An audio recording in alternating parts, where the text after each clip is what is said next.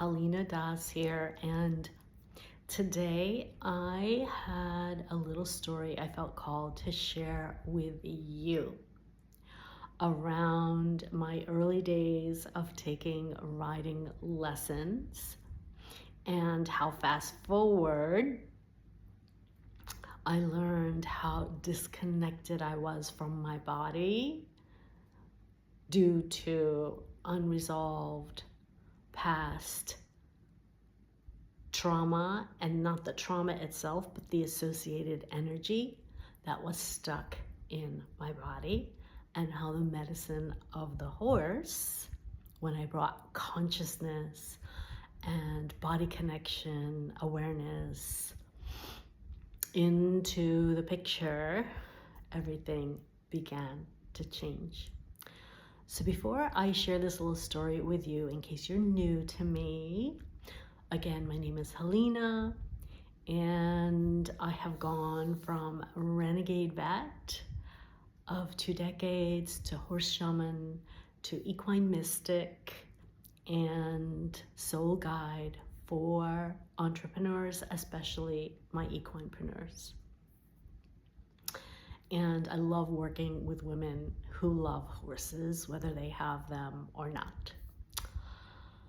So the story goes, this is in my late teens, and I want you to know, like, I did not grow up around horses. I was a city girl. We grew up in the Bronx, first born to an immigrant family, half Chinese, half Indian. Used to call it Chindian, and definitely dysfunctional dynamics, alcoholic father, codependent mom, all the things. And horses were definitely not something that I would have easily come by in my childhood days growing up in the Bronx, okay? Anyway, I'm gonna spare you the story of how I first connected with horse in a nutshell through a friend who had a horse once we moved to the burbs. But when I selected my undergrad, and at the time I was pre-vet, I chose the school because it had a riding team, and I wanted to be closer to horses, because once I had gotten bitten by the bug with my friend, through my friend, I became obsessed. Anyway, I was taking lessons, and my riding instructor, who, funny enough, was from Florida, and I was up in New York at the time, and now I'm down in Florida, but anyway, she was really frustrated with me because I used to be very, like, top heavy, if you will. I would kind of fall forward or lean forward, especially at any gait faster than a walk. It became obvious that I wasn't connected to my body, my center of gravity, and so I had a major balance issue, and it was so bad. She actually made me ride with a crop behind my back, like sticking out on either side between my elbows. Anyway, it was English riding, and I was obviously way less aware back then. Fast forward, after getting super sick and struggling with chronic fatigue, anxiety, depression, that really kind of came to a peak, if you will, in my late 30s and 40s. And at the time I was solo one-woman holistic renegade vet, working with mostly horses, specializing in performance, equine performance and wellness. Anyway, I ended up getting burnt out and really sick, and kind of experiencing the perfect storm when I lost my first horse, Skipper, a beloved chestnut Arabian gelding, aka Bay Cruz. And when I was on this journey of seeking to feel better and having already gone to all these doctors and tried all these modalities, both natural and conventional, although my preference was always more towards the natural, diets, colonics, I mean, you name it, I probably tried it. And nothing was really moving the needle for me. And I began just spending time with my horses as like my only therapy or medicine or bright spot in my life or day. And I accidentally created, if you will, what I now call Wu Wei riding. Wu Wei is the Chinese art of quote unquote doing nothing, loosely translated, where I would sit on my horse's back and do nothing. Like it was like this Zen meditation time. They would graze. It was, very chill, relaxing. And I found myself connecting with nature and the sun and the trees and starting to feel alive again.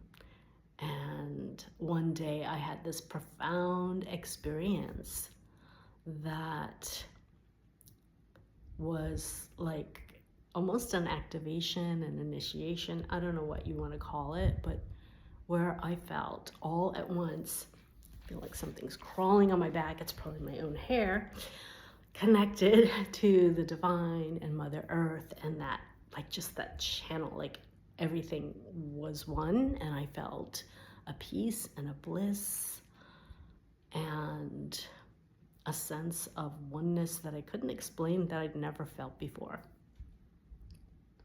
Anyway, after that time period, wanting to kind of bottle that energy up because it was so profound, in addition to continuing to spend as much time Wu Wei riding as I could, I also began exploring different like somatic practices and breath and meditations and Taoist practices, Tantra, all with the intent of connecting with my body and healing from not only the chronic physical issues, but I discovered along the way at some point, I think it was in reading Christian Northrup's Women's Bodies, Women's Wisdom, the connection between like past trauma, unresolved trauma, and our health issues. And so I was on this quest to heal my sexual trauma, so to speak. Anyway, long story, kind of short, I began to realize how disconnected I was from my body. I began to realize how much time I was actually spending either dissociated outside or mostly in my mind. And from here down was really most of the time just not connected. And that was the reason in hindsight that I discovered that I was falling forward and my balance was the way it was. Because as I began to cultivate the connection with my body, and then especially with horse, whether on the ground or on their back, I realized that my center of gravity, like I just wasn't even there. I wasn't really like landing there until I started doing the work and the practices that I do now, that I guide my clients with in terms of helping to, the simplest way that I can describe it is to unlock more light. And there's a number of different things that I incorporate and that I use in my medicine bag, from spiritual technology, embodiment work, breath work, and of course medicine of the horse, who is sprinkled and infused in everything I do.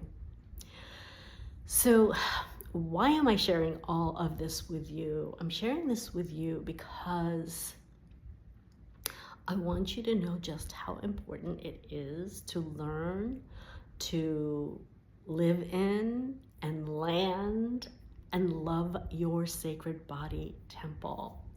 And if you are an energy weaver, a way shower, a trailblazer,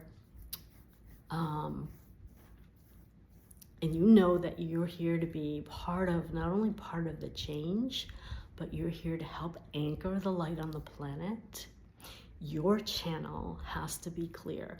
You need to become that clear and powerful vessel where you're channeling that light. And if you have stuck, stagnant energy associated with unresolved past traumas or stressful experiences in your life, it is blocking the energy. And I've talked about this before and over the years from a Chinese medical perspective. And I have a background in traditional Chinese medicine, acupuncture, herbal medicine when I did my vet practice.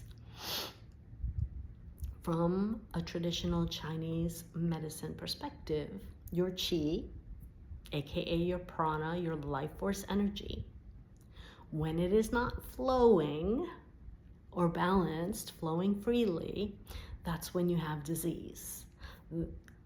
And the ways it can get stuck are from trauma, insult to the body, physical injury, viruses, stress, emotional, they're all different factors that can end up creating these traffic jams in your energy meridians or channels. And when that happens, the energy's not flowing and things stop functioning optimally. And this is in the most simple, basic way to explain it.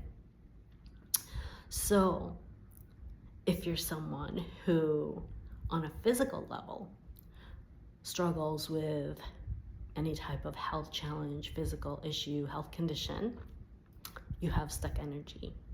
On an emotional level, if you experience anxiety or depression, or if you're going through grief or loss, you have stuck energy. And so what I'm hoping to really bring home in this video today is to help you understand that in order to fulfill your soul's mission and or take it to the next level, if you're feeling blocked, stuck, or things aren't happening as fast or quickly as you would like, and whether you fall in the camp of someone who's taking action and showing up and still not gaining traction or momentum, or the other camp that you keep procrastinating and are inconsistent about the action, and things like perfectionism or sabotage or procrastination, right? You're putting things off, keeps you from actually taking the aligned action you need to take to move the needle.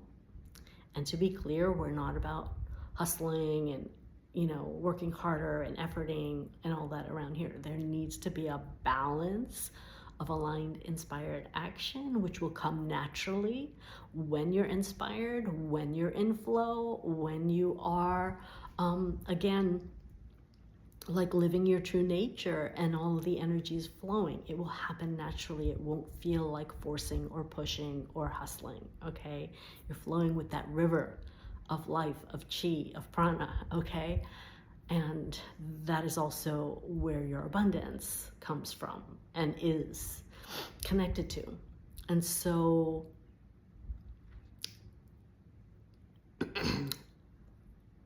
what I want to say is this is the missing link, I believe, to you going to your next level from the inside out without having to work harder or do more or sacrifice something you love. And so if you're resonating with this video, I have a couple of things for you. One, excuse me, is a favor. And that favor is, if you received value, thank you in advance for liking, subscribing if you haven't already, and sharing the love. It would mean the world to me. The second thing is, I have a brand new program coming out here within the month-ish or so that I'm really excited to bring forward. And if you want to get on the wait list for it and be the first to know, and early bird sale and all of that, the information will be down below to sign up for my email list and get on that wait list. This program, which I don't want to give too much away right now because it's kind of a secret and a surprise, and I'm also still feeling into some of the details and logistics. However, I will tell you that it involves my core signature program, EPONA Rises, which I launched back in 2022. And the women who went through that, we were working with the horse goddess, Epona, the Celtic horse goddess, through what I call the Goddess Ascension Pyramid, the energetics, the spiritual technology, embodiment, all the things that are my personal brand of magic. And the women who signed up and showed up to that program were having amazing results. We had amazing feedback. One woman lost 10 pounds and attracted to love and started up her healing practice again. Two of the women were dealing with anxiety, and they learned how to manage and minimize and alleviate their anxiety. Another woman manifested 2 new horses. Like, it was really crazy and beautiful. And what I can tell you is this is going to be kind of like an EPONA Rises 2.0 in business. So this is for my soul-led entrepreneurs who are drawn to the spirit of the horse, and will be working with the sacred feminine, of course, through the horse goddess with Epona, and also bringing in some dark horse medicine as well. So if this is something that you would like to be a part of, or again, at least be the first to know when it comes out, make sure you get on my email list and sign up to be on that wait list. This is all I have for now. If you received value, again, thank you for leaving some love and any comments or questions you might have down below. Ciao for now. Namaste.